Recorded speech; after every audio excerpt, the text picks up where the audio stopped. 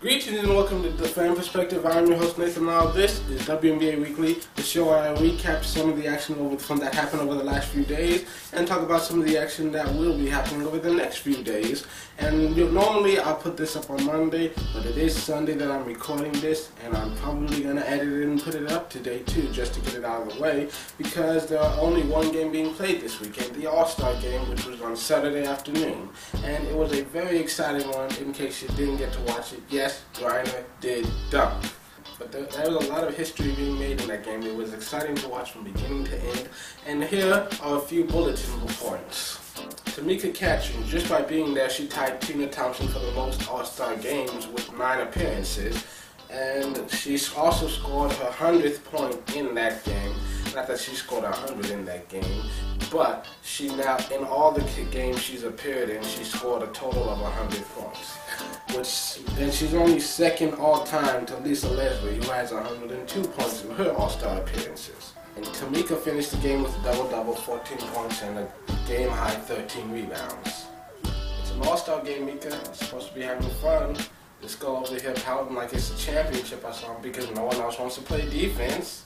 Also, Sue Bird got a block, and I mentioned that because it never happens. I can't remember the last time I actually saw her block in a game. And she was celebrating like she had just hit the game winner.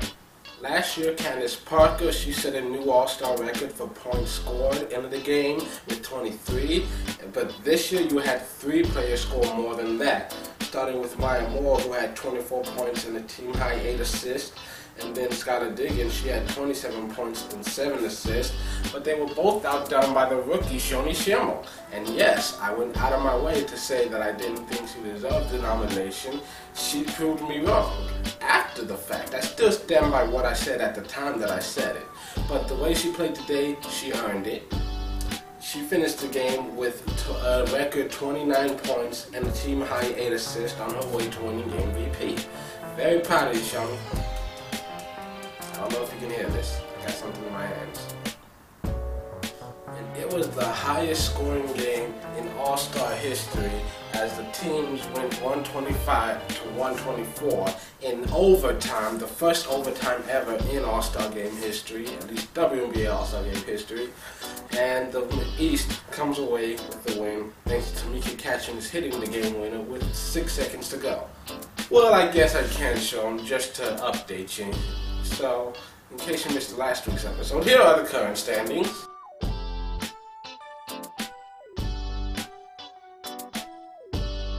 Now, here are the games that are going to be played this week.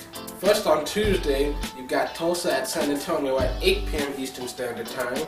And the Stars, they're on a 3-game losing streak. The most recent loss came against Tulsa, who ended their losing streak against the Stars. And so they had a 5-game losing streak at the time before they got to win, but you know, it's hard to imagine a team losing double digits in this league. So, you know, you kind of figured they'd have to get one eventually. And that was the first time that they played in Tulsa. Earlier this season, when they played in San Antonio, the Stars won both times. Then you've got Atlanta at Minnesota at NBA TV at 8 p.m. Eastern Standard Time. And my thoughts are that Atlanta, they're currently 5-0 against the Western Conference, including a win in Minnesota back in June.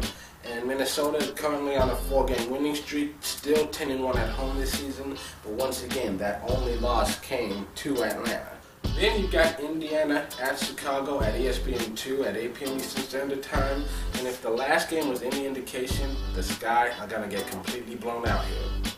But hopefully with the All-Star break, maybe they'll have a chance to recuperate and refocus and come out with some energy and a little more fight in them. I don't know. We have to wait and see. But just based on indications, it doesn't seem like Della Don's coming back anytime soon. We know Vandersloot's still going to be missing time. So, I don't know. We'll see what Pokey's game plan was. Okay.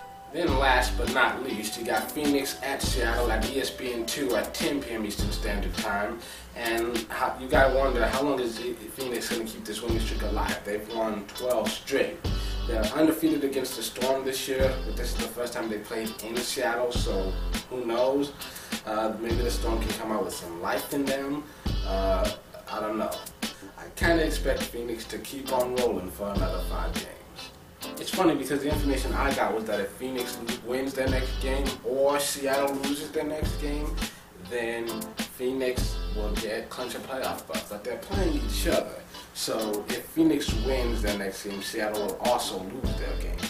So there's really no or to it. It's going to be both happening. Then on Wednesday, you've got Connecticut at Washington on NBA TV at 11:30 a.m. Eastern Standard Time. My thoughts are that whoever wins this game, they will be in 3rd place in the West. Currently, the Sun are only 3-9 on the road this season, and 0-2 against the Mystics, losing both at home and on the road. Then you've got New York at Los Angeles on NBA TV at 10:30 p.m. Eastern Standard Time, and New York is still only 1-8 on the road, 3-5 against the Western Conference. And the last time they played the Sparks, they lost by double figures. And on Thursday, you've got New York at Seattle at 10 p.m. Eastern Standard Time. New York, once again, only 1-8 on the road, but that one win came in Seattle. Seattle has a winning record at home, but they're only 5-4. And then again, I'm scared to say that I expect New York to win because every time I say that, they lose. So Liberty fans, I'm going to keep saying New York is going to lose, and then they'll be in the playoffs. That's how this works. Then you've got Phoenix at Los Angeles on NBA TV at 10:30 p.m. Eastern Standard Time. The Sparks are 0-2 against the Mercury this year and currently have a 3-7 record at home. Wow. Well, that's it for this edition of WNBA Weekly. Tune in on Friday for another brand new episode. But until then, this has been the Fan Perspective. I'm your host, Nathan Lyle. Enjoy the week.